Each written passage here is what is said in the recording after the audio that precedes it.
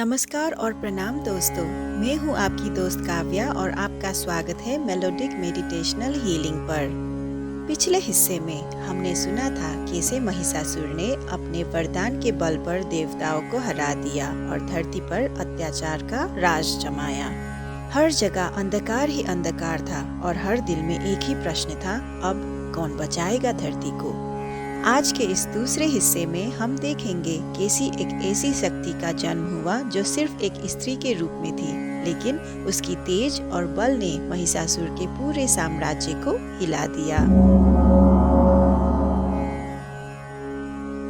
दोस्तों, महिषासुर के अत्याचार से थककर इंद्र, वरुण, अग्नि और अन्य सभी देवता ब्रह्मा, विष्णु और महेश के पास गए।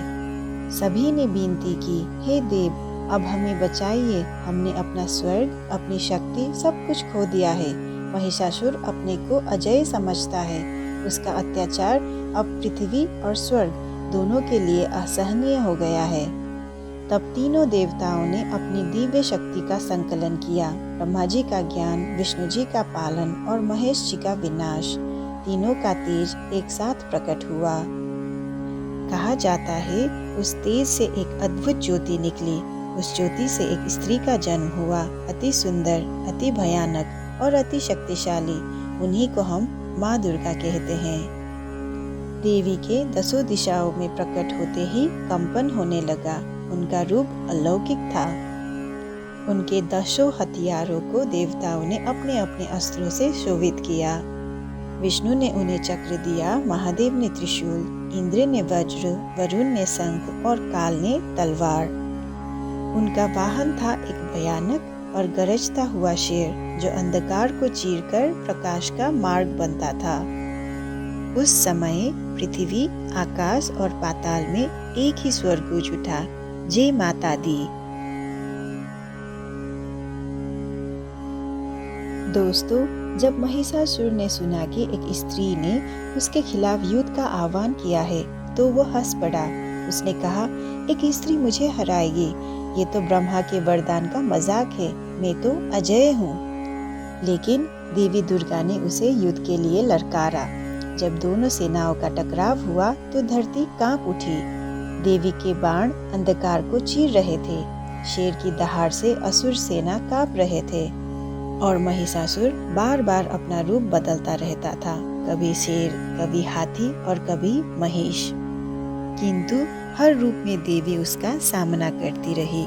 उनके त्रिशूल के एक एक प्रहार से असुर सेना धूल में मिलती गई।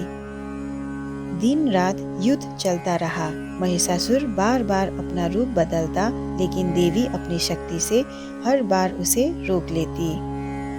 जब महिषासुर को समझ आ गया कि उसकी सेना हार रही है, तब उसने अपने असुर सैनिकों को नया आदेश दिया, जितना हो सके अंधकार फैला दो, आकाश में धूल बिखेर दो, धरती में अग्नि लगा दो, ताकि देवी का प्रकाश कमजोर पड़ जाए। और वैसा ही हुआ। अंधकार इतना घना हो गया कि सूर्य का प्रकाश भी मध्यम पड़ने लगा। देवी का रूप तो प्रचंड था, कंपन उत्पन्न कर रहा था, लेकिन अंधकार के इस जाल ने अभी भी पृथ्वी को घेर रखा था। तभी महिषासुर ने एक विकट महिष का रूप धारण किया और देवी पर आक्रमण कर दिया। उसकी भयानक गर्जना से पृथ्वी हिलने लगे। युद्ध अब और भी भयानक हो गया था। दोस्तों, ये युद्ध लगातार चल रहा था। देवी दुर्गा अपनी पूरी शक्ति से महिषासुर को रोकती रही, लेकिन अंधकार इतना गहरा था कि पृथ्वी के लोग के हृदय में भय बढ़ने लगा।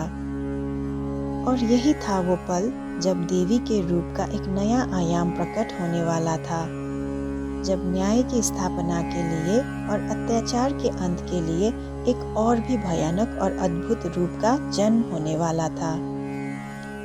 कौन सा रूप था वो?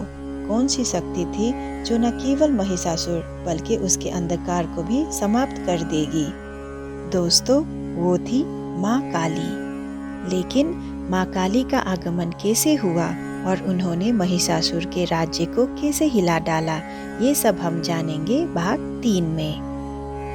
तो बने रहिए हमारे साथ और यदि आपको ये कथा पसंद आई हो तो लाइक, शेयर और सब्सक्राइब करना ना भूलें और बेल आइकन भी दबाइए ताकि अगला हिस्सा तुरंत आप तक पहुंचे।